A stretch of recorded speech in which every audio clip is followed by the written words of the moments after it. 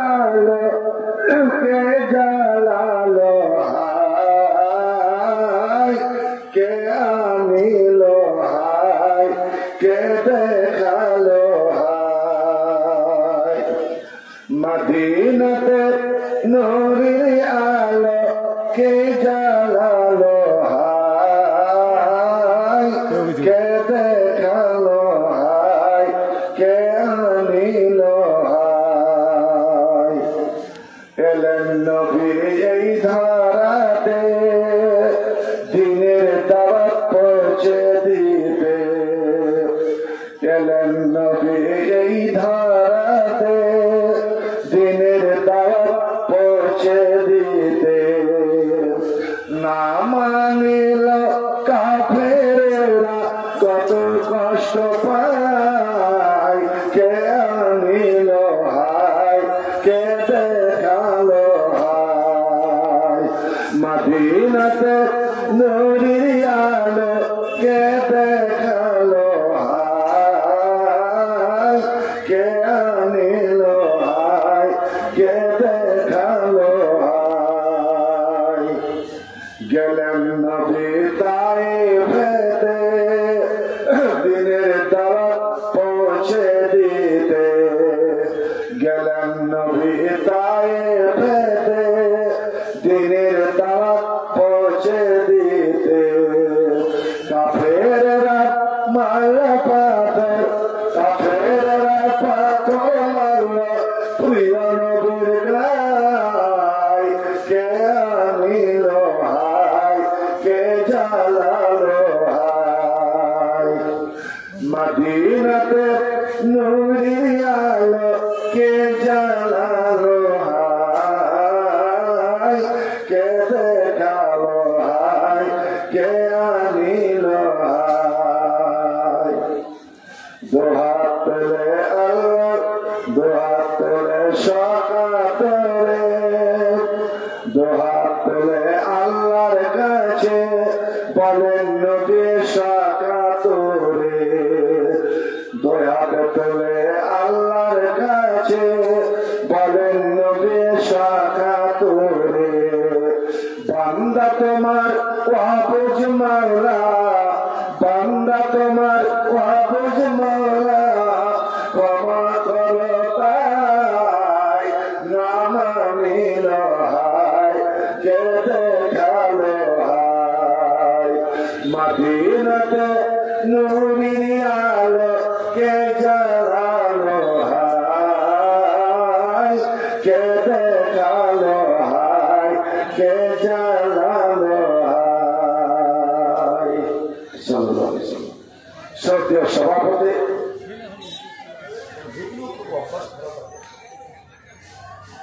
হারানো জিনিসের এলান মসজিদে করতে হয় না। কেউ যদি বাইরে হারা জিনিস মসজিদে এলান করে তো নবী বছর ওকে বদুয়া দেয়, বদুয়া কাউকে দিতে হয় না। কিন্তু মসজিদ যে আল্লাহ আল্লাহ যেন তোকে ফিরিয়ে না দেয়, বরং তো জালসা শুনতে আসছে। ওই ছেলেটা নিশ্চয় মায়ের বা বাপের সঙ্গে এসছে। মা বাবাটা কেমন যে ছেলে হারিয়ে যায়। একটা ছেলে হারিয়ে গেছে, কেউ পেলে আপনার স্টেজে রেখে যাবে বা স্টেজে আছে, মুরগি তার বাচ্চাকে খুঁজে নেয়। বাচ্চা যদি একটা বেউল হয়ে যায় তো মা আওয়াজ করে, বাচ্চা আওয়াজ করে, এইভাবে খুঁজে নেয়। আমরা তো মানুষ, বাচ্চা আছে স্টেজে, আপনার বাচ্চা আপনি নিয়ে যান। শ্রদ্ধেয় সভাপতি, উলামায়ে কিরাম, মাশায়েখ নিজাম, পাক মজলিসে সমাবেত সকল মুসলিম সমাজ, সবার আড়াতে কাছে পর্দার আড়ালে বসে থাকা আমার মা ও বোনেরা,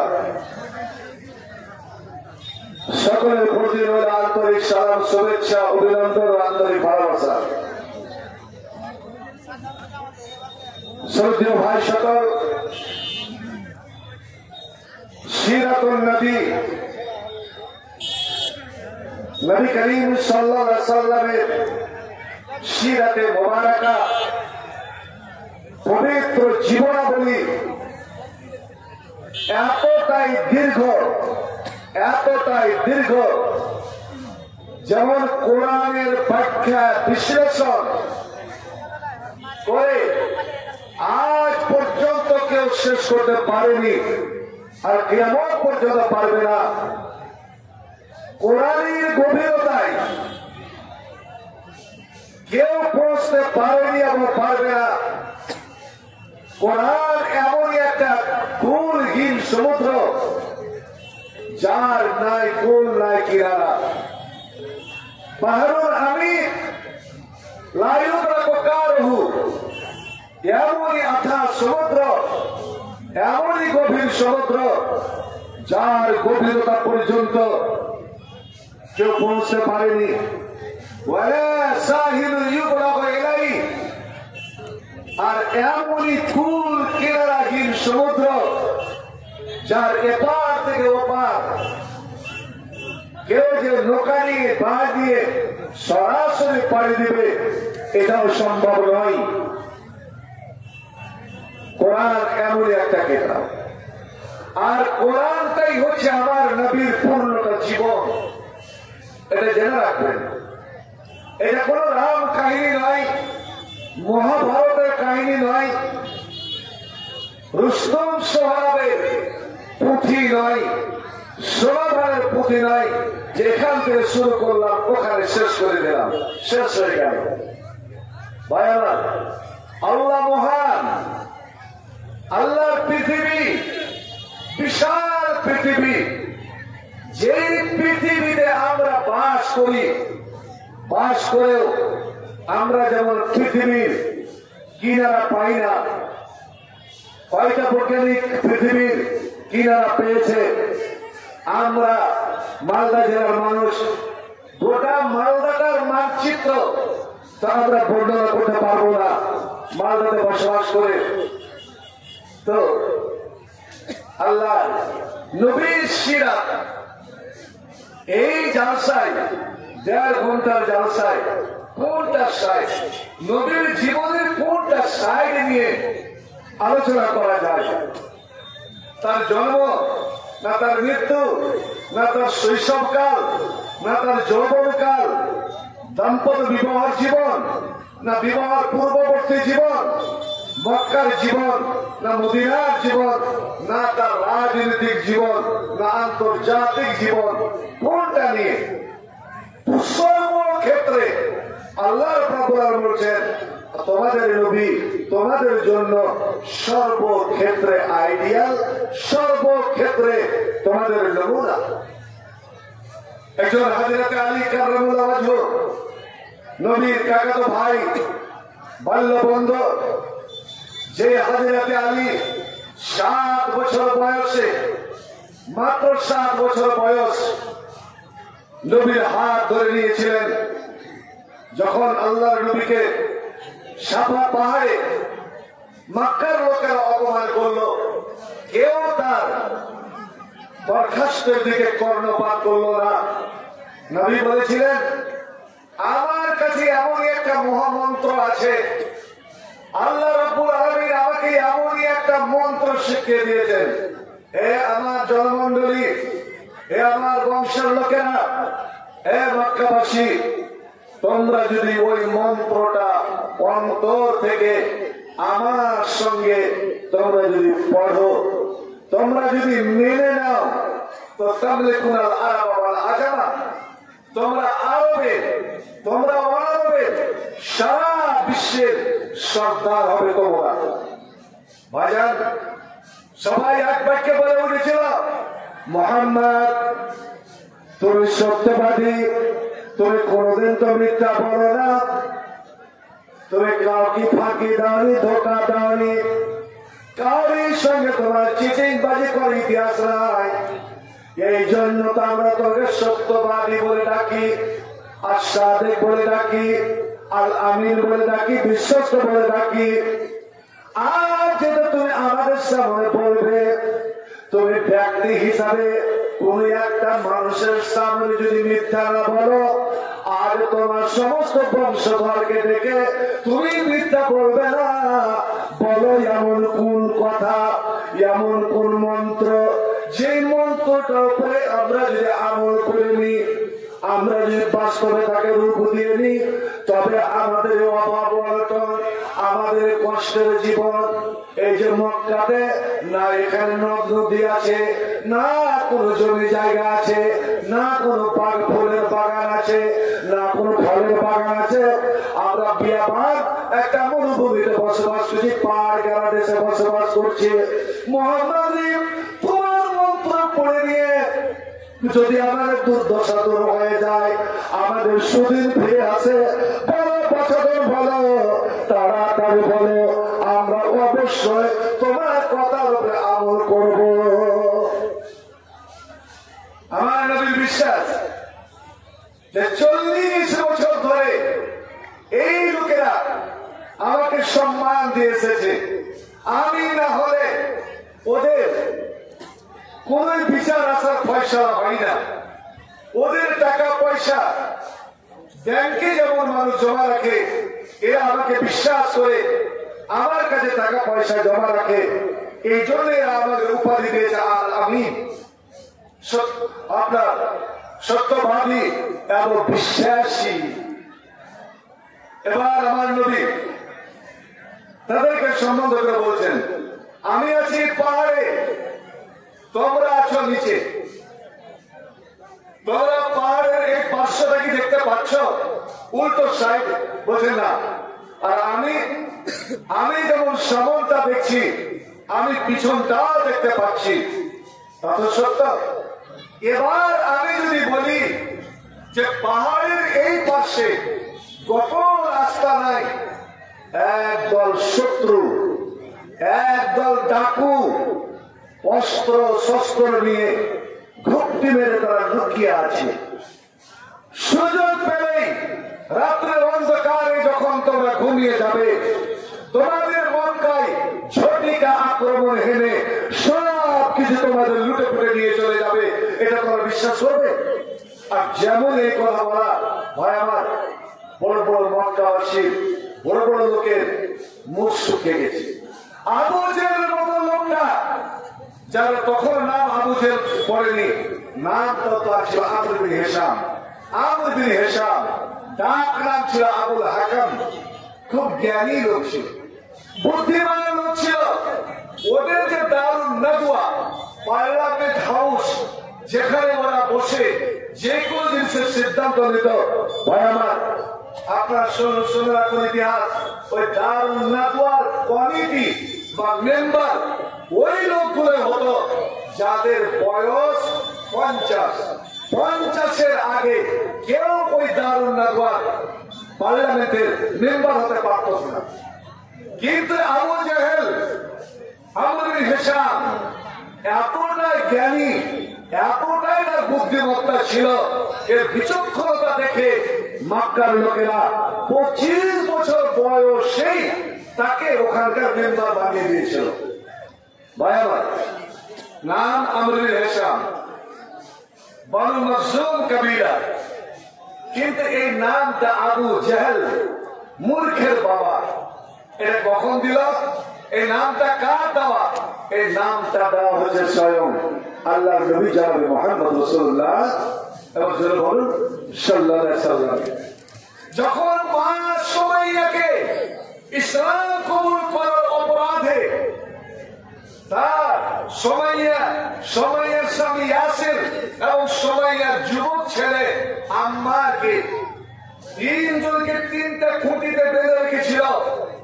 একদম দুপুরের টাইম, তপ্ত বালু, গরম বালুর উপরে গোটা মক্কাবাসীকে জমা করে রেখেছে।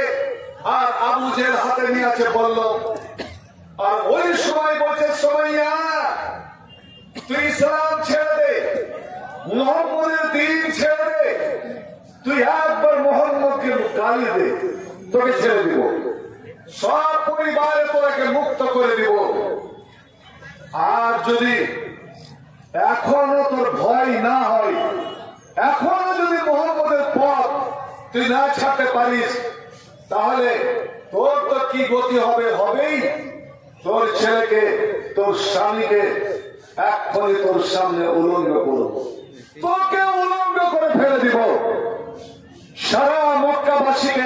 তোর ইজ্জত দেখাবো। সুবহানাল্লাহ। ভাই আমার, বন্ধুরে আমার, ইজ্জতের এমন দাম, মানুষ সবকিছু দিতে পারে, ইজ্জত বিলীন করতে পারে।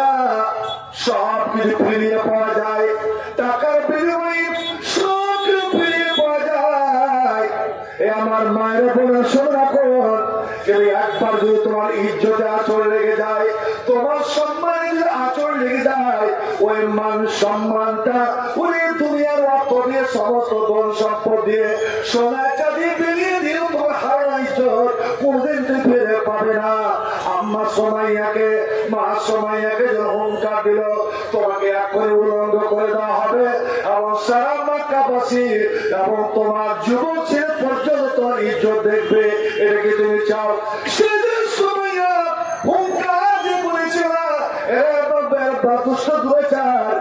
মক্কার সর্দার, আমি নবীর বান্দি, আমি নবীর দাসী, আমি নবীর দিন কবুল করেছি।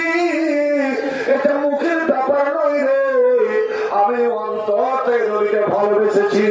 নবীর মহব্বত, নবীর ভালোবাসা আমার কলেজায়, আমার বুকে আঠার মতন সেরে গিয়েছে। তুই যদি আমাকে মেরে টুকরো টুকরো করে দিস, তবুও আমাকে দিন হারা করতে পারবি না। আমার নবীর মহব্বত তুই আমার অন্তরে চিনতে পারবি না। আর হ্যাঁ শোন, তুই বলছি আমাকে উলঙ্গ করে দিবি। ওরে শোন, আমি উলঙ্গ হয়ে, ন্যাংটা হয়ে আমি দুনিয়াতে জন্মগ্রহণ করেছিলাম। আবার একদিন আমাকে উলঙ্গ হয়ে কাপড় পরে আমাকে কবরে যেতে হবে। আর উলঙ্গ হয়ে তো আমি দুনিয়ার সকল মানুষকে উলঙ্গ হয়ে আমাকে হাসরের মাঠে উঠতে হবে। অতএব উলঙ্গ হওয়ার ভয় দেখাচ্ছে না। ওরে আল্লাহর জন্য, আল্লাহর মহব্বতে আমাদের জাতির পিতা হযরত ইব্রাহিমকে উলঙ্গ করে দেওয়া হয়েছিল। ইব্রাহিম যেমন নির্ভীকভাবে দাঁড়িয়েছিলেন, আমি তার সন্তান, আমি তারই যার সন্তান, আমি ভয় করি না যে আমাকে তোরা উলঙ্গ করে দিবি। উলঙ্গ করে দেওয়া হলো। বন্ধু আমার, দুই পা দুটা রশি দিয়ে দুই পা বেঁধে দেওয়া হলো। একটা দিন উঠালো, একদিকে উটের পায়ে বেঁধে দিল, অন্য পা অন্য উটের সঙ্গে বেঁধে দেওয়া হলো। চিন্তা করেন কি গতি হতে চলেছে। আর সমস্ত মানুষ দৃশ্যটা দেখছে।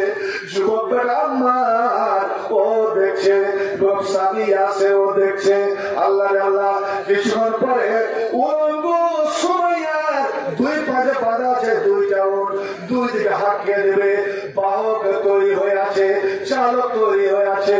এবার উট দুটো যদি দুই দিকে হাঁটা দেয়, সুমাইয়ার অবস্থা কি হবে বদলে চিন্তা করুন। এই ইসলামের জন্য, এই নবীর জন্য, এই দিনের জন্য, এই কোরআনের জন্য আমাদের মায়েরা, আমাদের বাবারা, আমাদের ভাইরা ওই নবীর সাথে কি কষ্ট উঠিয়েছে। মুসলমানের যুবক যুবতীর একবার কল্পনা করো। সুমাইয়া নির্ভীক, ঠিক ওই সময় আল্লাহর নবী মুখে একটা কাপড় লটকে, গরমে প্রচন্ড, আর এই দৃশ্য দেখবে না, তার জন্য দুধ দিয়ে চলে যাচ্ছেন। হযরত সুমাইয়া দেখে নাই। আর দেখা মাত্র সুমাইয়া যদি ডাক দেয়, ইয়া রাসূলুল্লাহ, ইয়া হাবিবাল্লাহ, নবী গো, একটু দাঁড়ান, একটু দাঁড়ান, আপনার চেহারার কাপড়টা উঠান। ইয়া রাসূলুল্লাহ, মরেই তো যাব, কিন্তু মরার আগে আপনার নুরানি চেহারাটা, আপনার চাঁদ মুখ চেহারাটা একবার জি ভরে দেখে নিতে চাই। আপনার চেহারাটা একবার দেখান। আল্লাহ রাব্বুল আলামিন যদি আমাকে জিজ্ঞেস করেন, সুমাইয়া জীবনের শেষে গিয়ে ঠিক যে সময় জীবন পাখি বের হয়, ওই পাখি ওড়ার আগে আগে তুমি কোন জিনিসটা দেখেছিলে, তোমার আখির দেখা কি আমাকে একটু বলো তো। ইয়া রাসূলুল্লাহ, আমি যেন বড় ফখর করে বলতে পারি, নবী গো, আল্লাহ, আমি তোমার হাবিব, তোমার পিয়ারা নবীর চেহারা আমি দেখে মারা গিয়েছিলাম। একটা দরখাস্ত, আমার নবীর সঙ্গে সঙ্গে কাপড়, চেহারার কাপড় উঠিয়ে দিলেন, আর নবীর মুখ তো ছিল না। বলা হয় নবীর চেহারাটা ছিল কান্নাহু কিতআতু কামারিন, চাঁদের টুকরো। ঠিক যেমন 4-5 তারিখের চাঁদ হয় এরকমই নবীর চেহারা। একবার সুবহানাল্লাহ বলা যাবে না? নবীর চেহারা ওরকম ঝলকানি খেত, নূরের ঝলকানি, নূরের ছটা ছুটে আসতো। ঠিক যেভাবে চাঁদের রশ্মি, চাঁদের আলো বিকিরণ হয় এবং দুনিয়াতে পড়ে, যে একবার নবীর চেহারা দেখে নিত পাগল না হয়ে থাকতে পারত না। দুশ্মন খুনি নবীকে খুন করতে আসছে, আর হঠাৎ নবী যদি অর্ধেক ঘুরে তাকিয়ে গেছে আর চোখে চোখ পড়ে গেছে, সঙ্গে সঙ্গে তলোয়ার অস্ত্র হাত থেকে পড়ে গেছে, ও নবীর গোলাম হতে বাধ্য হয়ে গিয়েছে। বড় বড় দুশ্মনেরা, শত্রুরা নবীর এই চেহারাটা দেখে এক বাক্যে বলতো, হাজার ওজহ লাইসা বিওয়াজিল কাযিব, এটা মিথ্যাবাদীর মুখ হতে পারে না। যারা ঝুঠা কথা বলে, এই ঝুঠা ব্যক্তি অর্থাৎ ইনি সত্যবাদী, ইনি সত্যবাদী, সত্যুল্লাহ সাক্ষী দিত। লাইসা ওজহ হাজার ওজহ লাইসা বিওয়াজিল কাযিব ওয়াজাল ওজহ ওজহ সিদকিন, এই চেহারাটা হচ্ছে সত্যবাদীর চেহারা। ভাই আমার, আপনারা জানেন আমার নবীকে আল্লাহ কতটা রূপ দিয়ে কত সুন্দর করে দুনিয়াতে পাঠিয়েছিলেন। আমরা ঈশ্বর নবীর ঘটনা খুব শুনেছি আর জানি, এটা সবাই জানা যে ঈশ্বর নবীকে আল্লাহ অর্ধেকটা রূপ ঢেলে দিয়েছিলেন। অর্ধেক রূপ ঈশ্বরকে আর অর্ধেক রূপ সারা পৃথিবীর মানুষকে। কোরআনের ভাষায় যেই রূপ দেখে মিশরের রাজকন্যারা জুলাইখা ওদেরকে দিয়েছিল ফল কাটতে, একটা চ্যালেঞ্জের মোকাবেলায় ফল কাটতে দিয়েছিল। ফল আরে প্রত্যেকের হাতে একটা করে ধারালো ছুরি। আমি যখন ঈশ্বরকে তোমাদের সামনে নিয়ে হাজির করব, আর ঈশ্বর যখন ঈশ্বর সব মুখ দেখে রাখতেন, মেয়ে ছিল বোরখা পরার মতো, আমি যখন ঈশ্বরকে বলবো তুমি নেকাব উঠিয়ে দাও, আর ওই সময় আমি তোমাদেরকে বলবো রেডি, ঠিক ওই মুহূর্তে তোমাদেরকে এই আপেলটা মধ্যখানে পৌঁছে দিতে হবে, 2 টুকরো করতে হবে। এ মেয়ে ছেলেরা মুচকে মুচকে হাসে, হায় তুই পাগলি জেলেখারে, ওর মহব্বতে পাগল, তুই যে কত সুন্দর মনে করছিস তুই জানিস। মানুষ কি এত সুন্দর হবে যে আমরা ওর রূপে পাগল হয়ে ফল কাটতে পারবো না? ঈশ্বর পর্দার আড়ালে দাঁড়িয়ে আছে, পর্দাটা নড়ে উঠেছে, আর এদিকে মেয়ে ছেলের বুকটা দুটো দুটো কাঁপতে আরম্ভ করেছে। জুলাইখা এখনো চ্যালেঞ্জের উপরে অনড়, সত্যি কি ঈশ্বর এত সুন্দর? আর এমন সময় জুলাইখার আওয়াজ ভেসে এলো, ঈশ্বর তুমি চলে এসো। আর আসার আগে এই জুলাইখা ঈশ্বরকে এমন করে সাজিয়েছিল, দেশের রূপে এমন রোমান্টিক করে সাজানো হয়েছিল, আর এমনই একটা সেন্ট, এমন খুশবু লাগিয়ে দিয়েছিল যে খুশবুতে যে কেউ শুনে তার মোহিত হয়ে যাবে।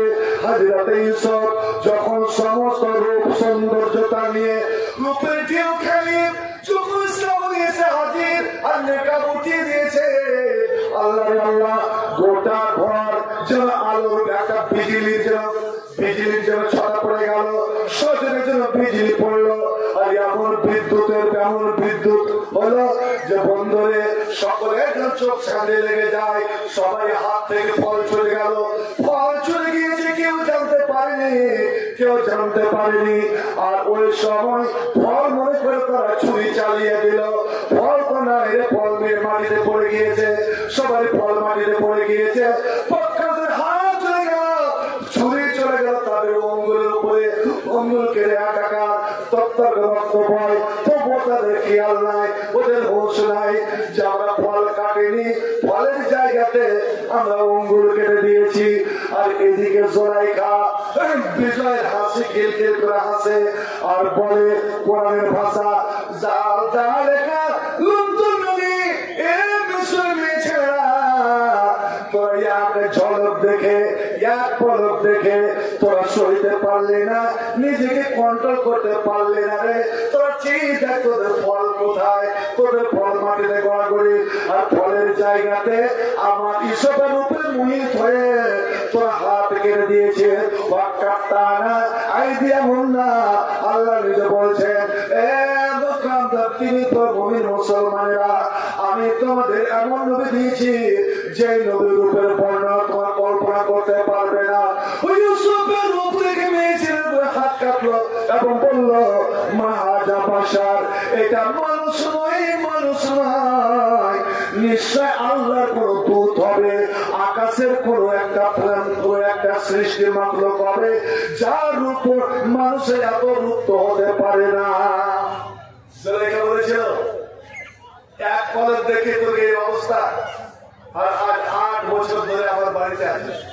কই, আমি ভালোবাসি বটে, কিন্তু আমি তো একটা চুলো কাটিনি তার জন্য আপনার হাত কেড়ে বসে রাখলি। এবার আমার নবীর ব্যাপারে আমার আপনার মা, নবীর সবচেয়ে প্রিয়ারি বিবি আমাদের আয়েশা কি বলেন শুনো। হযরতে আয়েশা সিদ্দিকা বলছেন, আল্লাহ যেন রহম করে ওই মিশরের মেয়ে ছেলেদের উপরে যারা ইসবকে দিকে অঙ্গুল কেটেছিল। ইসবের রূপ দেখে সব তোদের ভাগ্য ভালো, তোদের নসিব ভালো, তোদের কপাল ভালো যে তোরা ইসবকে দেখেছিলি আর দেখা মাত্র হাত কেটেছিলি। ওরে তোরা যদি আমার নবীকে দেখে নিতি, আমার নবীকে দেখা দিবি, তোদের সুযোগ হতো। ফাতেমার বাবা জানাবে মোহাম্মদ রাসূলুল্লাহকে যদি এক নজরে দেখতি, হাসান হোসেনের নানা আল্লাহর হাবিব যদি মুহাম্মদকে দেখতি, আমি আল্লাহর কসমকে বলছি তোরা হাত নাই রে, তোরা নিজের বুককে দিয়ে কলেজা বের করে আমার নবীর কদমে তোরা তো পাঠিয়ে দিলি। সুবহানাল্লাহ। হয়নি, হবে না, হতে পারে না, আমার নবীর সাথে কারো তুলনা। হয়নি, হবে না, হতে পারে না, আমার নবীর সাথে কারো তুলনা। আরে তুলনা তো দূরে যাও, সে মিলে না। হয়নি, হবে না, হতে পারে না, আমার নবীর সাথে কারো তুলনা। সকল নবী রাসূল ছিলেন আল্লাহ দিওয়ানা, দু চোখেতে দেখবো খোদা ছিল তামান্না। সকল নবী রাসূল ছিলেন আল্লাহ দিওয়ানা, দু চোখেতে দেখবো খোদা ছিল তামান্না। মোর নবীকে দেখে নিলেন, মোর নবীকে দেখে নিলেন সুরূপনা। হয়নি, হবে না, হতে পারে না, আমার নবীর সাথে কারো তুলনা। আরে তুলনা তো দূরে যাক, সায়া মিলে না। হয়নি, হবে না, হতে পারে না, আমার নবীর সাথে কারো তুলনা। ইসবকে দেখে যারা আঙ্গুল কেটেছে, তারা কি মোর নবীর রূপ দেখেছে? ইসবকে দেখে যারা হাত কেটেছে, তারা কি মোর নবীর রূপ দেখেছে? হায়রে, হায়রে দেখতো যদি কেটে দিত, হায়রে দেখতো যদি কেটে দিত কলিজাখানা। হয়নি, হবে না, হতে পারে না, আমার নবীর সাথে কারো তুলনা। হয়নি, হবে না, হতে পারে না, আমার নবীর সাথে কারো তুলনা। নবীকে দেখার জন্য কে না লড়াই করবে? নবীর সঙ্গে মুসাফা করার জন্য। আরে ছেলেরা তো ছেলেরা, এই পর্দার আড়ালে নবী ভাষণ দিচ্ছেন, একজন মেয়ে ছেলে বলছেন, উৎসুক একা হুজুর আপনি একটা হাতটা বাড়ান। কেন, কেন হাত বাড়াবো? লেনুমাইয়াকা, আপনার পবিত্র হাত, আপনার কোমল হাত। নবীর হাতের তাইলাটা ছিল একদম রেশমের সুতার মতো নরম। আমলাসো, আমলাস শব্দ এসে সুতার, রেশম থেকেও নরম, আর চাঁদের থেকেও চকচকে। একবার আমরা দেখবো, মনে সান্ত্বনা আনবো, আর আপনার হাতে হাত দিয়ে আমরা আল্লাহর কাছে বায়াত করবো, অঙ্গীকার করবো, আমরা যেন দিন উপরে কায়েম থাকতে পারি। সুবহানাল্লাহ। আমরা হলে বলে হাত বাড়িয়ে দিতাম, জি, যেমন স্কুল কলেজের ছেলেরা বাপকে সালাম দেয় না, আর প্রত্যক্ষ যদি আমরা নিজের সঙ্গীকে বান্ধবীকে সালাম দিতে পারি কি? নিজের মায়েকে কোনদিন সালাম দেয় না, বাড়িতে ঢুকে কোনো সালাম দেয় না, বাপের কবর চেনা পাগারে সালাম, কত সালাম দেওয়ার সব। শুনুন, কোন মেয়ে ছেলের সঙ্গে মোসাফা করা যায় না, একমাত্র স্বামী স্ত্রী এরা হাত ধরাধরি করতে পারে। বাপের মা যারা, যাদের সঙ্গে কোনদিন বিয়ে হবে না, বাকি কার সঙ্গে যে পীর পীরেরা মুরিদ করায়, এগুলো সব হারাম হারাম হারাম। নবী বললেন শোনো, ওটা নবীর চাচি ছিলেন সম্পর্কে হিন্দা এবং শাশুড়ি, ওটা তো হারাম। তার নবী বলেছেন, চাচি আম্মা তোমার বেটি উম্মে হাবিব আমার ঘরে, উম্মে হাবিবের মতন আর 8 জনে আমার ঘরে আছে। আমার স্ত্রী, আমার স্ত্রীর শরীর ছাড়া আর আমার স্ত্রীর হাত ছাড়া দুনিয়ার কোন মেয়ে ছেলে আমার হাত স্পর্শ করতে পারে না, আমার শরীর ছুঁইতে পারে না। আম্মা যার আয়েশা বলছেন, এ তিনি যুবকেরা তোমরা শোনো, এ যুবতীরা তোমরা শোনো, নওজওয়ানেরা তোমরা ভালো করে শুনে নাও। মা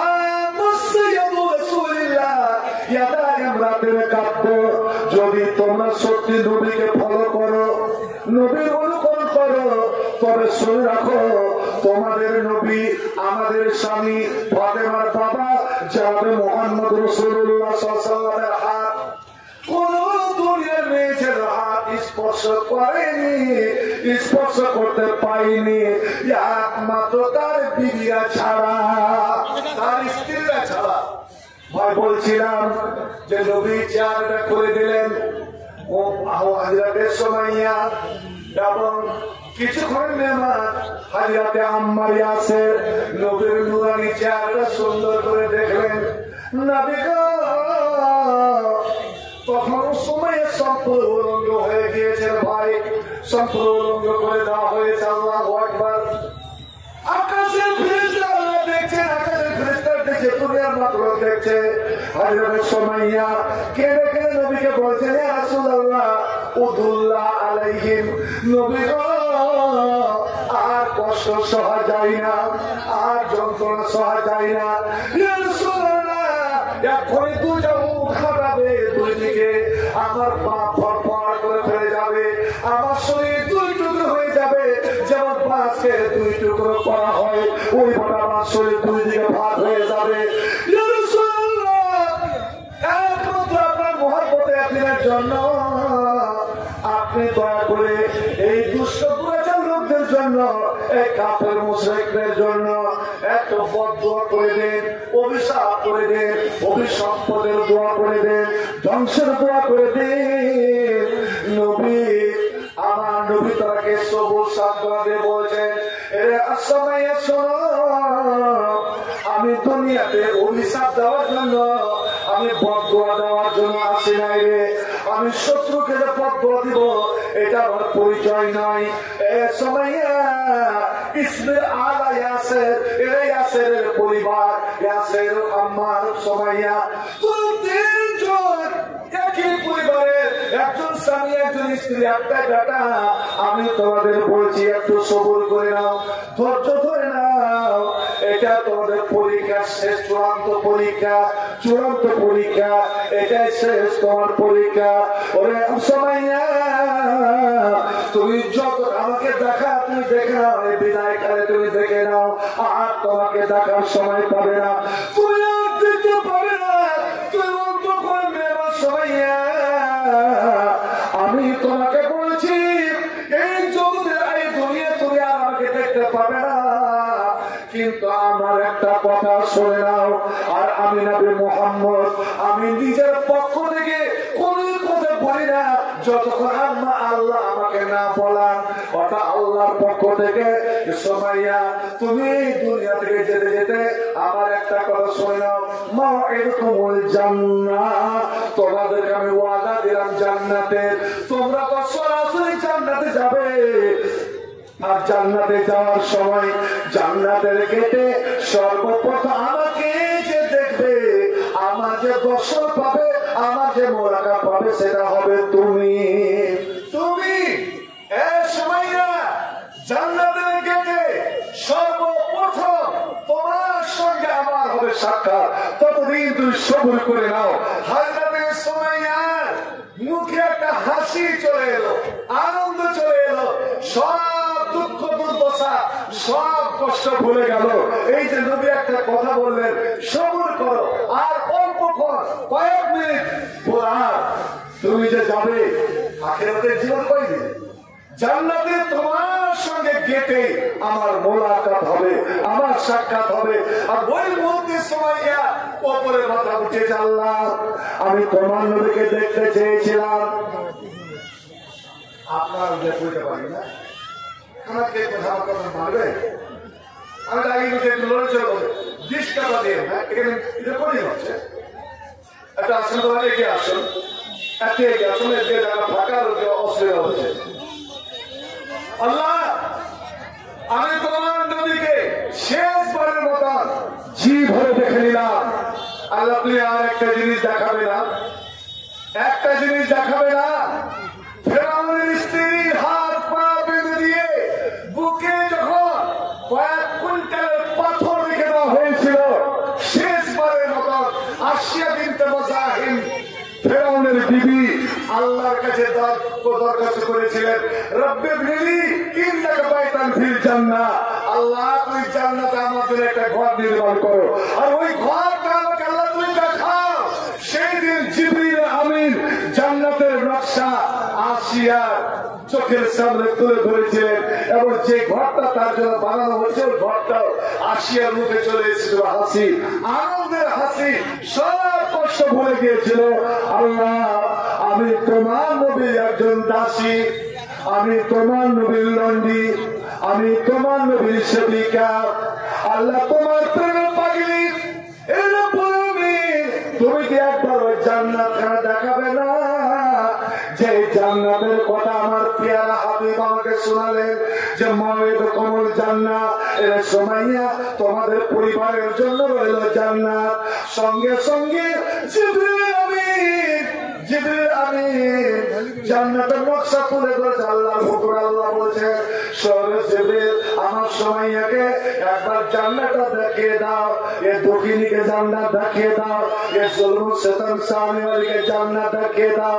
আর যেমন জান্নাত দেখেছে আরো আনন্দের হাসি মুখে চলে এসেছে। আর ওই সময় আবু জাহেল, আমর বিন হিসাম, আবুল হাকাম দুষ্ট দুরাচার আপনার উঠের বাহককে বলল, চালককে বলল হাঁকিয়ে দাও, দুই দিকে হাঁটা দিয়েছে।